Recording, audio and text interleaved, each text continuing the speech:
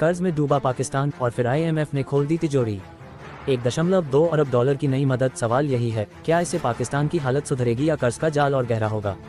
अंतर्राष्ट्रीय मुद्रा कोष यानी IMF ने एक बार फिर पाकिस्तान को बड़ी राहत दी है। IMF ने 1.2 अरब डॉलर की नई लोन सहायता को मंजूरी दे दी है। यह मदद उस वक्त आई है जब पाकिस्तान की अर्थव्यवस्था गंभीर संकट से गुजर रही है।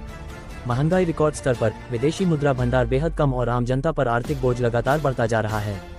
IMF की यह सहायता 37 महीने के विस्तारित फंड कार्यक्रम EFF और जलवायु लचीलापन फंड RSF के तहत दी गई है। यह मंजूरी वॉशिंगटन में हुई IMF की कार्यकारी निदेशक मंडल की बैठक में दी गई।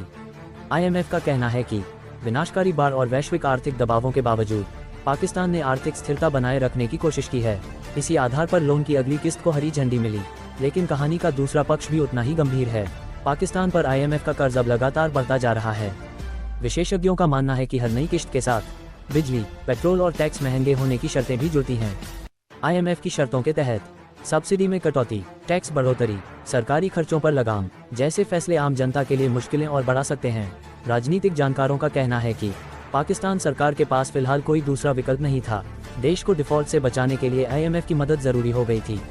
अब बड़ा सवाल यह है, क्या यह 1.2 अरब डॉलर पाकिस्तान की अर्थव्यवस्था को संभाल पाएगा या फिर यह सिर्फ कुछ महीनों की राहत बनकर रह जाएगा? इतिहास बताता है कि IMF का पैसा राहत कम और शर्तें ज्यादा लाता है। अब पाकिस्तान की आने वाली नीतियां तय करेगी कि यह मदद संजीवनी साबित होगी या कर्ज का एक और बोझ।